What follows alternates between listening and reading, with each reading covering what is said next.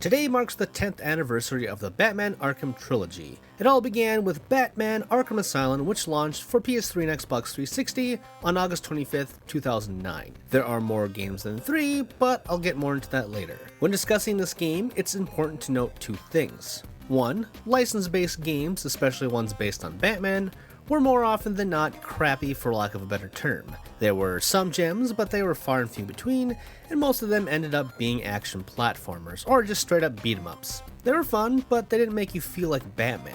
That's one of the key things that made the Arkham game so great. The other thing I wanted to note in the intro was the developer, Rocksteady Studios. Formed in 2004, their first game was 2006's Urban Chaos Riot Response, which sounds like it was a title randomly generated by an AI. That is to say, it's a pretty forgettable shooter on PS2 and Xbox. So with that in mind, the idea of them taking on Batman wasn't thrilling, but suffice it to say they stunned doubters like myself. With all that out of the way, let's get to the games themselves. As the name would indicate, Batman Arkham Asylum takes place in Arkham. Batman is bringing in the Joker after one of his recent capers when all heck breaks loose. Now Batman is trapped inside without the full use of his utility belt. On top of that, the inhabitants are armed to the teeth, not to mention some of his most dastardly foes are itching to bring him pain.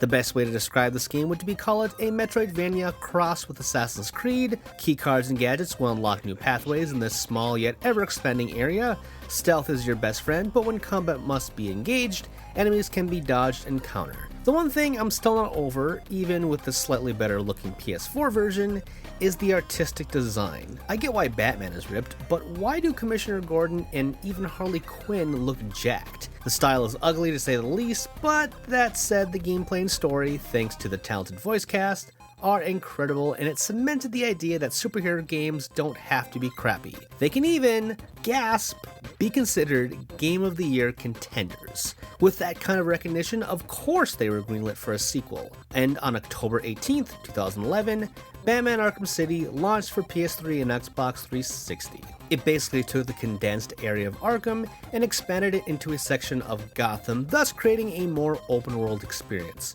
On top of that, Batman felt more free to roam around, fly, and explore at his leisure. He wasn't trapped so much as he was on duty. It was the sequel everyone hoped for, and in my opinion, the best of the main trilogy. Following that success, WB knew Rocksteady was working on a sequel, but also that it wouldn't be ready until the next generation of consoles. To make sure the series would not be forgotten, which is to say they wanted to make more money in the meantime, they gave two studios a crack at the Arkham formula.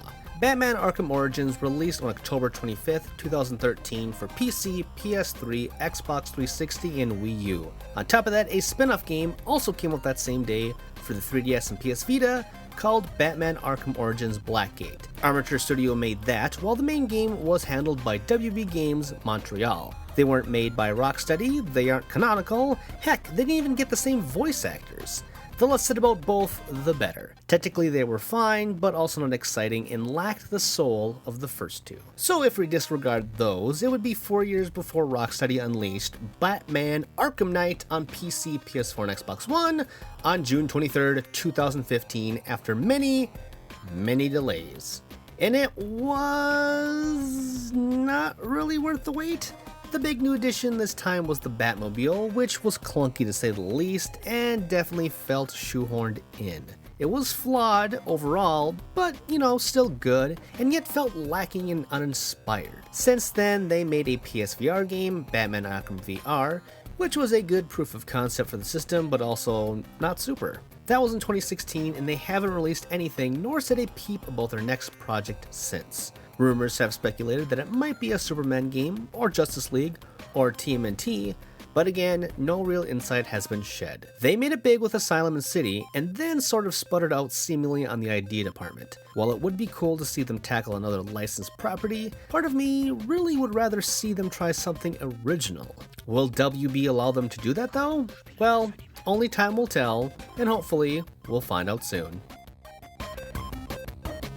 If you like this video and want to see more from me, then subscribe to my channel, and also check out my articles over at The Gamer. All these links and more are in the description notes below. Thanks for watching!